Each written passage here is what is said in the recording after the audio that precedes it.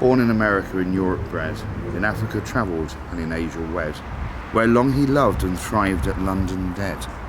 One of the wonderful pieces of words that are used for Eluha Yale, who's named after, he's one of the founders of Yale University in America, in the United States.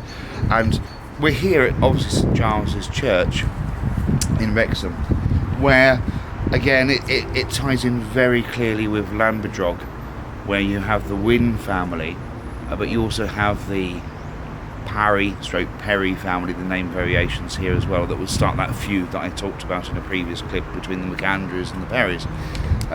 What's even more interesting is that one of the baronets here has his own plaque, the 8th baronet of this area, this district, and that's Wynn, which I didn't expect to see either. Very, very pleasing when you go inside the church of St Giles's Church, because you have my main family shield up on the top there, and it's probably one of the best I've seen so far. It's wonderfully made. I know Janice has took some wonderful pictures of that. Again, I didn't expect to see that particular thing here, so that was quite interesting. So we have a connection here already between the Nevilles, the Parrys, the Wynns, which is quite amazing to have all that linkage through.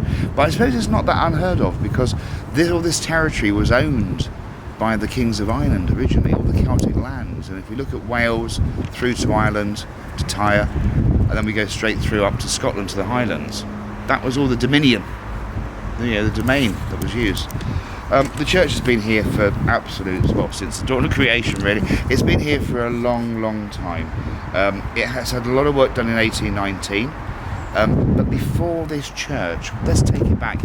There is talk and speculation in the particular town that this mound, there was something else on here beforehand, and they would be absolutely strictly true with that. There was a settlement here, and it would have been part of the original priory.